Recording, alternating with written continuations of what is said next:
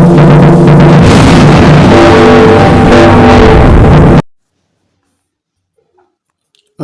त्रयोदशोऽध्यायः। श्री भगवान वाच श्री गणेशाय नमः। अब इस अध्याय में हम लोग 13वें अध्याय का अध्ययन करने वाले हैं, तो आप लोग सावधान होकर सुनिए। श्री भगवान वाच इदं शरीरं कौन्तेय क्षेत्रमित्यभिधीयते एतद्यो वेति तं प्राहुः क्षेत्रज्ञ इति तद्विदः। श्री भगवान बोले हैं, अर्जुन, यह शरीर क्षेत्र इस नाम से कहा जाता है। क्षेत्र इसलिए कहा जाता है क्योंकि जैसे किसी खेत में अगर बीज को बोया जाता है तो जैसा बीज बोया गया है उस प्रकार का अन्न वहां से निकलेगा। ठीक उसी प्रकार शरीर में जैसा ही संस्कार बोया जाता है, जैसी ही भावनाएं होती वैसा ही संस्कार पैदा हो जाता है। इसलिए भगवान ने यहाँ पर शरीर को क्षेत्र बोला है, और इसको जो जानता है उसे क्षेत्रज्ञ कहा जाता है। अर्थात उसमें कैसा संस्कार डालना है वो जानने वाला क्षेत्रज्ञ। इस नाम से उनके तत्वों को जानने वाले ज्ञानी जन कहे जाते हैं। क्षेत्रज्ञं चापि मां विद्ध सर्वक्षेत्रेषु भारत। क्षेत्र क्षेत्रज्ञोर्ज्ञानं यत्तच्च ज्ञानं तं मम। हे अर्जुन, तू सब क्षेत्रों में क्षेत्रज्ञ अर्थात जीवात्मा भी मुझे ही जान, और क्षेत्र क्षेत्रज्ञ को अर्थात विकार सहित प्रकृति का और पुरुष का जो सत तत्व से जानता है वह ज्ञान है, ऐसा मेरा मत है। तत्क्षेत्रं यच्च यादृक् यद्विकारी तत्त यतक्षयत स च यो यत्प्रभावश्च तत्समासेन मे शृणु। वह क्षेत्र जो और जैसा है तथा जिन विकारों वाला है और जिस कारण से जो हुआ है, तथा वह क्षेत्रज्ञ भी जो और जिस प्रभाव वाला है, वह सब संक्षेप में मुझसे सुन। ऋषिर्भिर्वहुधा गीतं छन्द्योभिर्विविधैः पृथक् ब्रह्मसूत्रोपदेशश्चैव हेतुं मद्भिर्विनिश्चितैः। यह क्षेत्र और क्षेत्रज्ञ का तत्व ऋषियों द्वारा बहुत प्रकार से कहा गया है और विविध मंत्रों द्वारा भी विभाग पूर्वक कहा गया है, तथा भली भांति निश्चय किए हुए युक्ति युक्त ब्रह्म सूत्र के पदों द्वारा भी कहा गया है। महाभूतन्यहंकारो बुद्धिरव्यक्तमेव च इंद्रियाणि दशैकं च पंचेन्द्रिय गोचराः। पंच महाभूत मतलब पृथ्वी जल आकाश वायु अग्नि, ये जो पंच तत्व हैं, अहंकार बुद्धि और मूल प्रकृति भी, तथा 10 इंद्रियाएं, एक मन और 5 इंद्रियों के विषय अर्थात शब्द स्पर्श रूप रसगंध, इन सब का इच्छा द्वेषः सुखं दुःखं संघातश्चेतना धृतिः एतत् क्षेत्रं समासेन सविकारम् उदाहृतम्। तथा इच्छा द्वेष सुख दुख स्थूल देह का पिंड चेतना और धृति, इस प्रकार विकारों के सहित यह क्षेत्र संक्षेप में कहा गया। अमानित्वं दम्भित्वम् अहिंसा क्षान्तिरार्जवम् आचार्योपासनं शौचं स्थैर्यमात्मविनिग्रहः। श्रेष्ठता के अभिमान का अभाव, दंभाचरण का अभाव, किसी भी प्राणी को किसी प्रकार भी न सताना, क्षमा भाव, मन वाणी आदि की सरलता, श्रद्धा भक्ति सहित गुरु की सेवा, बाहर भीतर की शुद्धि, अंतःकरण की स्थिरता और मन इंद्रियों से शरीर का निग्रह। इंद्रियार्थेषु वैराग्यम् अनहंकारम् एव च जन्म मृत्यु जरा व्याधि दुख दोषानुत्थितानां दर्शनम। इस लोक और परलोक के संपूर्ण भोगों में आसक्ति का अभाव और अहंकार का भी अभाव, जन्म मृत्यु जरा और दुख आदि में दुख और दोष का बार बार विचार करना, आसक्तिरन्भिषङ्ग पुत्रदारगृहादिषु नित्यं च समचित्तौ मिष्टानिष्टोपपत्तिषु। पुत्र स्त्री घर और धन आदि में आसक्ति का अभाव, ममता का न होना तथा प्रिय और अप्रिय की प्राप्ति में सदा ही चित्त का सम रहना। मयि चान्यान योगेन भक्तिरव्याभिचारिणी विविक्त देश सेवित्वम रतिर्जन संसदी।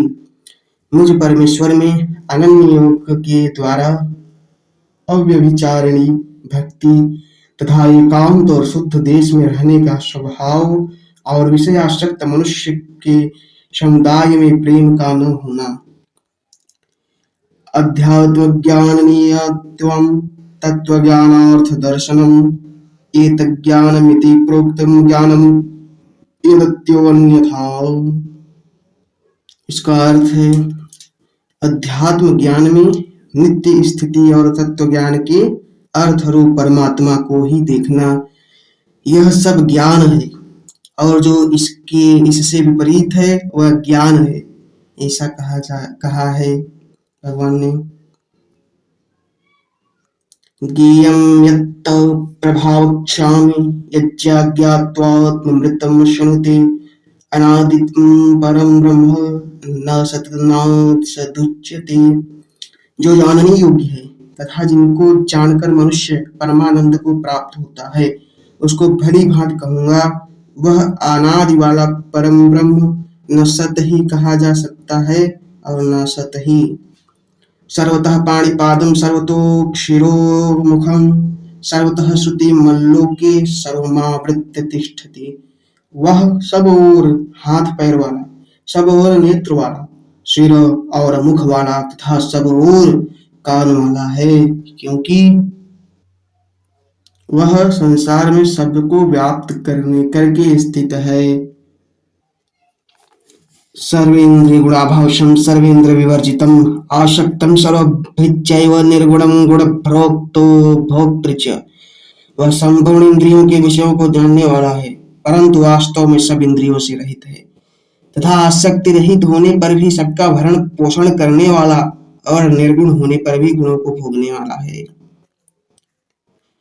बहिरंतरश्च भूतानां चरमेव च सूक्ष्मत्वाद्विज्ञेयं दूरस्थं चान्तिके च तत्। अचराचर से भूतों के बाहर भीतर परिपूर्ण है और चर अचर भी वही है, और वह सूक्ष्म होने से अविज्ञेय है तथा अति समीप में और दूर में भी वही है। अविज्ञेय का अर्थ है जैसे सूर्य के प्रकाश में जल होता है, मगर हम लोग उससे अनजान होते हैं, नहीं जान पाते हैं कि इसमें, क्योंकि जो प्रकाश होता है उसमें जल की भी मात्रा होती है, लेकिन हम लोग उससे अनजान होते हैं, उसका विज्ञेय बोला जाता है। इसलिए यहाँ पे भगवान को ठीक उसी प्रकार बताया गया है कि भगवान हर जगह है, मगर हम उनसे न पहचान पाने के कारण उन्हें अविज्ञेय बताया गया है यहाँ पे। और समीप में इसलिए बोला गया है क्योंकि वह सब जानते हैं, कण कण में है और हमसे दूर में भी है, फिर भी हमारे समीप ही है। अविभक्तं च भूतेषु विभक्तमेव च स्थितं भूतभृति च ज्ञेयं ग्रसिष्णु प्रभविष्णु च।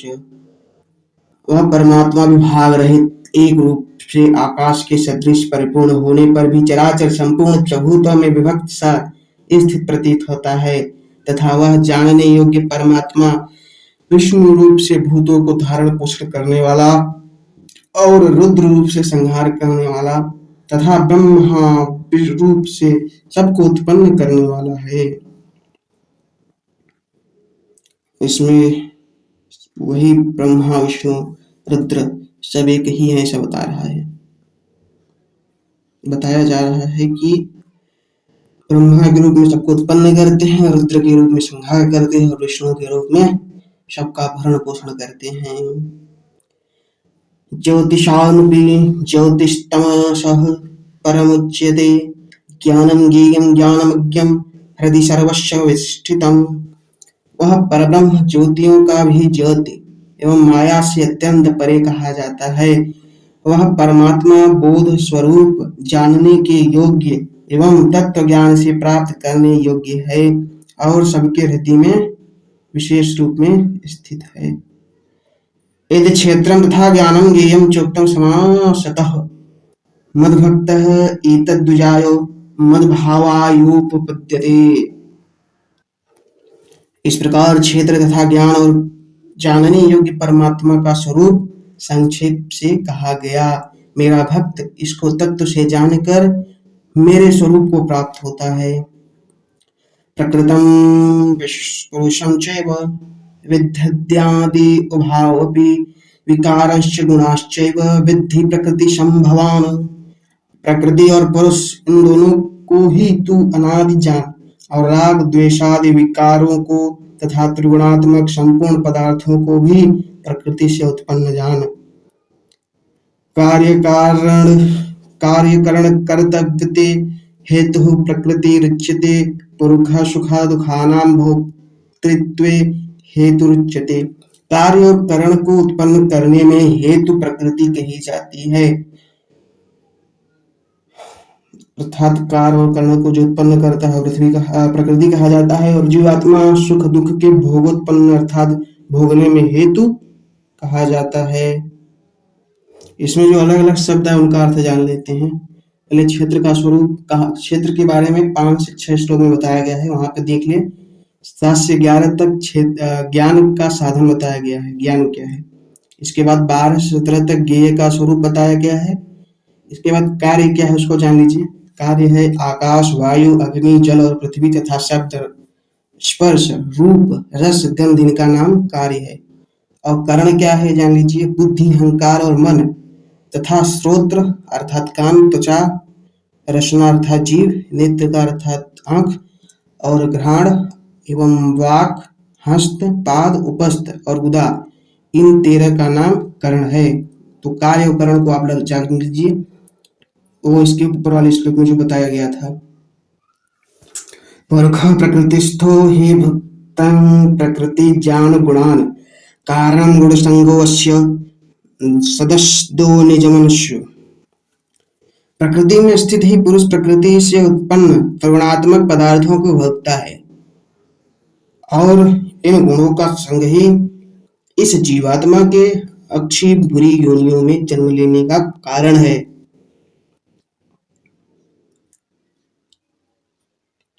उपद्रष्टानुमंता च भर्ता भोक्ता महेश्वर परमात्मेति चाप्युक्तो देहेऽस्मिन् पुरुषः परः। इस देह में स्थित आत्मा वास्तव में परमात्मा ही है। वह साक्षी होने से उपद्रष्टा और यथार्थ सम्मति देने वाला होने से अनुमंता, सबका धारण पोषण करने वाला होने से भर्ता, जीव रूप से भोक्ता, ब्रह्मादि का भी स्वामी होने से महेश्वर और शुद्ध सच्चिदानंद घन होने से परमात्मा, ऐसा कहा गया है। य एवं वेत्ति पुरुषं प्रकृतं च गुणैः सर्वथा वर्तमानोऽपि न स भूयो अभिजायते। इस प्रकार पुरुष को और गुणों के सहित प्रकृति को जो मनुष्य तत्व से जानता है, वह सब प्रकार से कर्तव्य कर्म करता हुआ भी फिर नहीं जन्मता। ध्यानात्मानि पश्यन्ति केचिदात्मनात्मानं अन्ये सांख्येन योगेन कर्म योगेन चापरे। अस परमात्मा के कितने ही मनुष्य तो शुद्ध हुई सूक्ष्म बुद्धि से ध्यान इसके द्वारा हृदय में देखते हैं, अन्य कितने ही ज्ञान योग के द्वारा और दूसरे कितने ही कर्म योग के द्वारा देखते हैं अर्थात प्राप्त करते हैं। अन्ये त्वमजानन्तः श्रुत्वान्यभेय उपासते ते अपि चाति तरन्त्येव मृत्युं श्रुति परायणाः। परंतु इनसे दूसरे अर्थात जो मंद बुद्धि वाले पुरुष हैं वे इस प्रकार न जानते हुए दूसरों से अर्थात तत्व के जानने वाले पुरुष से सुनकर ही तदनुसार उपासना करते हैं और वे श्रवण परायण पुरुष भी मृत्यु रूप संसार सागर को निस्संदेह तर जाते हैं। यावत् संजायते किंचित सत्वं स्थावर जगमम् क्षेत्र क्षेत्रज्ञ संयोगात् भरतर्षभ। हे अर्जुन, यावन मात्र जितने भी स्थावर जंगम प्राणी उत्पन्न होते हैं उन सबको तू क्षेत्र और क्षेत्रज्ञ के संयोग से ही उत्पन्न जान। समं सर्वेषु भूतेषु तिष्ठन्तं परमेश्वरं विनश्यत्वविनाशयन्तं यः पश्यति स पश्यति। जो पुरुष नष्ट होते हुए सब चराचर भूतों में परमेश्वर को नाश रहित और समभाव से स्थित देखता है वही यथार्थ देखता है। समं पश्यन्निहि सर्वत्र समवस्थितम् ईश्वरं न हीनस्त्यात्मनात्मानं ततो याति परां गतिम्। क्योंकि जो पुरुष सब में समभाव से स्थित परमेश्वर को समान देखता हुआ अपने द्वारा अपने को नष्ट नहीं करता, इससे वह परम गति को प्राप्त होता है। प्रकृत्यैव च कर्माणि क्रियमाणानि सर्वशः यः पश्यति तथात्मान्तकर्तारं स पश्यति। और जो पुरुष संपूर्ण कर्मों को सब प्रकार से प्रकृति के द्वारा ही किए जाते हुए देखता है और आत्मा को अकर्ता देखता है वही यथार्थ देखता है। यदा भूतपृथग्भावमेकरस्थमनुपश्यति तथैव च विस्तारं ब्रह्म सम्पद्यते तदा। जिस क्षण यह पुरुष भूतों के पृथक पृथक भाव को एक परमात्मा में ही स्थित तथा उस परमात्मा से ही संपूर्ण भूत का विस्तार देखता है, उसी क्षण वह सच्चिदानंद घन ब्रह्म को प्राप्त हो जाता है। अनादित्वा निर्गुणत्वात् परमात्मायमव्ययः शरीरस्थोऽपि कौन्तेय न करोति न लिप्यते। हे अर्जुन, अनादि होने से और निर्गुण होने से यह अविनाशी परमात्मा शरीर में स्थित होने पर भी वास्तव में न तो कुछ करता है और न लिप्त ही होता है। यथा सर्वगतं सौम्याद्याकाशं नोपलिप्यते सर्वत्रावस्थितो देहे तथात्मा नोपलिप्यते। जिस प्रकार सर्वत्र व्याप्य आकाश सूक्ष्म होने के कारण लिप्त नहीं होता, वैसे ही देह में सर्वत्र स्थित आत्मा निर्गुण होने के कारण देह के गुणों से लिप्त नहीं होता। यथा प्रकाशत्येकः कृत्स्नं लोकमिमं रविः क्षेत्रं क्षेत्री तथा कृत्स्नं प्रकाशयति भारत।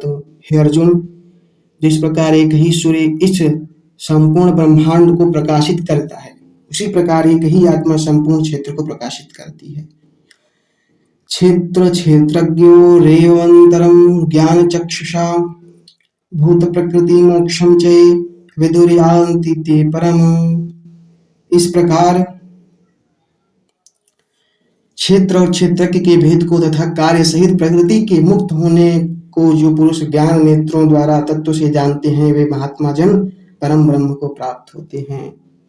इसमें सब हम लोग जान लिए जो पुस्तक में लिखा रहता है, जो क्या सटीक श्लोक है उसका क्या अर्थ है वही हम लोग जान रहे हैं, कुछ भी अलग उससे नहीं जान रहे हैं। इसलिए इसको 2-3 बार समझेंगे तो जो मुख्य बात है उसको समझ में आएगा। क्योंकि कहानी तो सब बता सकते हैं, आप खुद बना सकते हैं, मगर इसमें जो क्या कहा गया है मेन पॉइंट उसको हम लोग नोट कर रहे हैं, उसको सीख रहे हैं, उसको समझ रहे हैं। तो ना समझा तो फिर से देखिए, क्योंकि बार बार देखेंगे तो जरूर समझ में आएगा।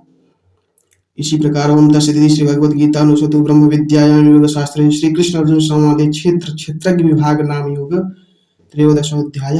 बोले श्री कृष्ण भगवान की जय। तब तक के लिए आप लोग भजन करिए, अब मिलेंगे अगले वीडियो में। जय श्री राम।